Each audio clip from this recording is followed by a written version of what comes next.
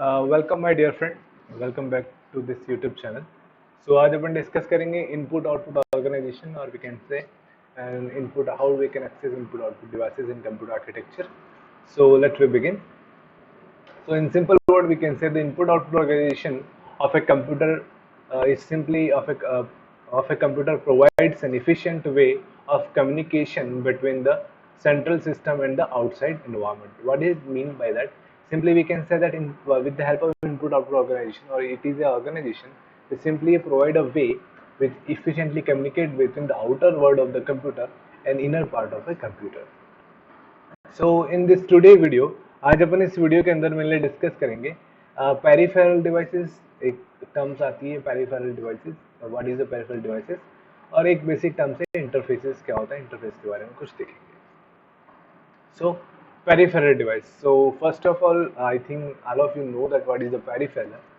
So the input or output devices attached to the computer are simply called a peripheral. तो वह devices input हो या output हो जो कि किसी कंप्यूटर से कनेक्टेड हो, उसको अपन सिंपली क्या कहते हैं, peripheral devices.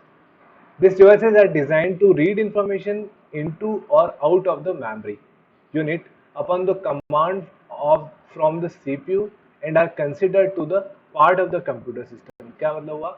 Simply it is simply used to read information, or we can say give the information into the memory unit, or how we can it is applied by the command of the CPU. और ये भी किसका part कहलाता है? ये भी computer का part कहलाता है, input output peripheral devices. There are three types of peripherals, input output and input output peripheral. तीन प्रकार के पेरिफेरल को एक छोटी सी कैटेगरी में बांटा गया है, input peripheral devices, output peripheral devices और input output peripheral devices. Input peripherals allow user input from the output, or we can say, so the input peripheral device allow user input from the outside world to computer, example keyboard और mouse. तो keyboard और mouse से अपन क्या कर सकते हैं, outside world की information को कंप्यूटर के अंदर ले जा सकते हैं, उनको अपन क्या बोलते हैं, इनपुट पेरिफेरल। सिमिलरली अगर आप समझ गए हो तो आउटपुट पेरिफेरल किसे बोलेंगे, जो इन्फॉर्मेशन को कंप्यूटर से आउटपुट वर्ड में देता हो, allow information output from the computer to the outside world, it's simply known as a we can say output peripheral. और इसके एग्जाम्पल क्या है, प्रिंटर और मॉनिटर। प्रिंटर मॉनिटर क्या करते हैं, कंप्यूटर की इंफॉर्मेशन को प्रिंट निकालते हैं या फिर डिस्प्ले करते हैं आउटर वर्ल्ड के लिए। और at the end input output peripheral, वह पेरिफेरल या वह डिवाइसेस जो कि इनपुट का भी काम करते हैं और आउटपुट का भी काम करते हैं, उनको हम बोलेंगे input output peripheral devices. For example touch screen. Touch screen क्या करती है, डिस्प्ले का भी काम करती है और इनपुट यूजर के इनपुट को भी लेने का काम करती है। तो ये क्या हो गया, इनपुट और आउटपुट दोनों का एग्जाम्पल हो गया। तो ये आपका सिंपल जो था, तीन प्रकार के इंटरफेस होते हैं, तीन प्रकार के इनपुट आउटपुट पेरिफेरल्स होते हैं, input output and input output peripherals. Now we simply briefly discuss about interfaces. क्या होता है इंटरफेसेस? तो suppose today I am communicating with you using the medium of YouTube. Suppose मैं आपको बात करूं तो मैं अपना ये जो वीडियो है आप लोगों के साथ शेयर कर पा रहा हूं और आप मेरी इनडायरेक्टली मेरे इस वीडियो के द्वारा मुझसे इंटरेक्ट हो रहे हैं। तो we can say interface is simply a medium by which your two boundary are communicate to each other, अपन कह सकते हैं। और we can say interface is shared the boundary between the two separate component of the computer system which can be used to attach two or more component to the system for communication purposes। तो दो या दो से अधिक bodies को communication करने के लिए अपन किसका यूज करते हैं, इंटरफेसेस का सिंपली यूज करते हैं।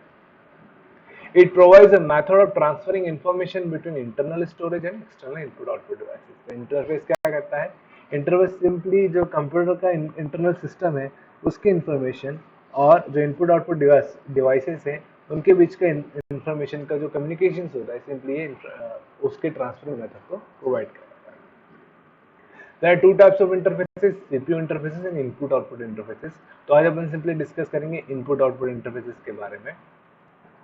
So the peripheral connected to the computer needs special communication links। तो इनपुट आउटपुट इंटरफेसेस का मतलब क्या हो गया, किस तरीके से कंप्यूटर जो है वो आउटर वर्ड से इनपुट ले सकता है और इनपुट दे सकता है, उसके बीच का जो मीडियम है by which we can communicating, उसको हम बोलेंगे इनपुट आउटपुट इंटरफेस। तो उसके लिए अपन बता रहे हैं पेरिफेरल, वह peripheral connected to the computer need a special communication links for interfacing the CPU। तो वह peripherals connected to the computer need special communication link for interfacing the CPU. इसका मतलब क्या हो गया, अगर किसी पेरिफेरल को कंप्यूटर से कनेक्ट करते हैं तो कनेक्ट करने के बाद इंफॉर्मेशन के कम्युनिकेशन के लिए उनको एक स्पेशल लिंक चाहिए for interfacing the CPU. In the computer system, there are a special hardware component between the CPU and peripheral to control or manage the input-output transfer.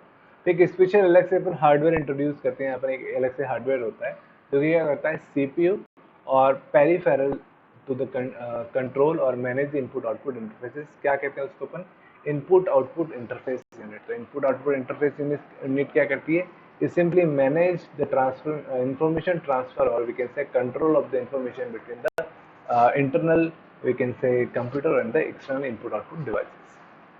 So this component is called input output interface unit.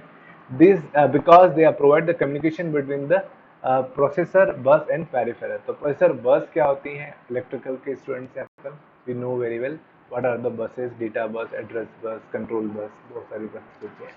So ये simple सा input output interface unit था, and they provides a method for transferring information between the internal system and input output devices. Simple सा वही चीज।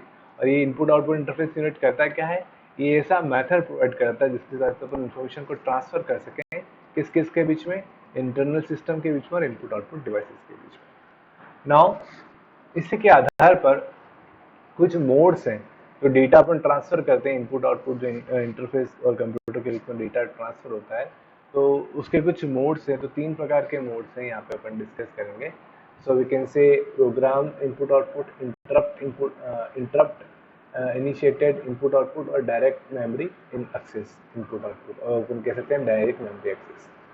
So data transfer between the central unit and input output devices can be handled in generally 3 types of modes. तो 3 प्रकार से data को handle किया जा सकता है, या तो प्रोग्राम इनपुट आउटपुट से, या इंटरप्ट इनपुट आउटपुट से, या डायरेक्ट मेमोरी एक्सेस से।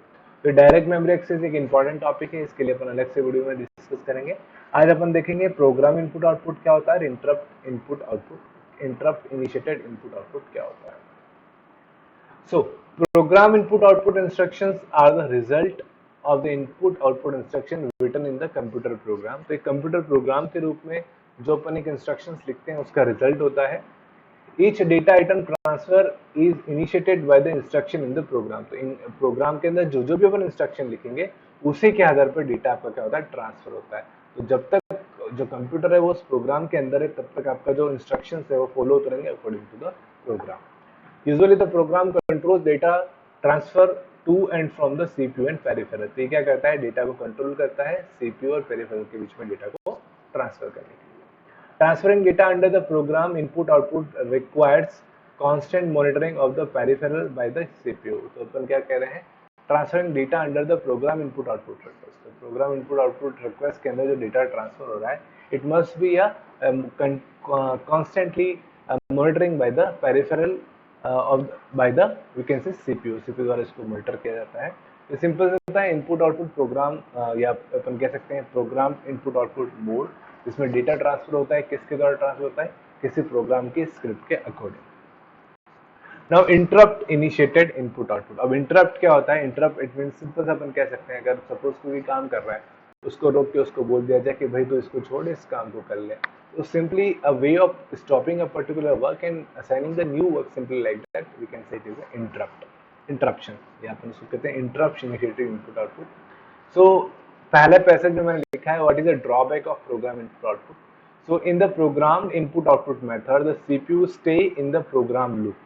तो CPU कहाँ रहता है, constantly monitor के लिए अपन ने भी बताया, stay in the program loop, program जहाँ अपना होता है उसके लूप में stay होता है। The input output unit indicates that it is ready for data transfer। This is time consuming process because it keeps the processor busy needlessly। तो needlessly क्या होता है, CPU जो होता है उस प्रोग्राम लूप में होता है और डेटा को ट्रांसफर आने के लिए जब तक वो प्रोग्राम खत्म नहीं होता है, लूप एग्जिट नहीं रहता, चाहे उसमें डेटा ट्रांसफर हो रहा है या नहीं हो रहा हो।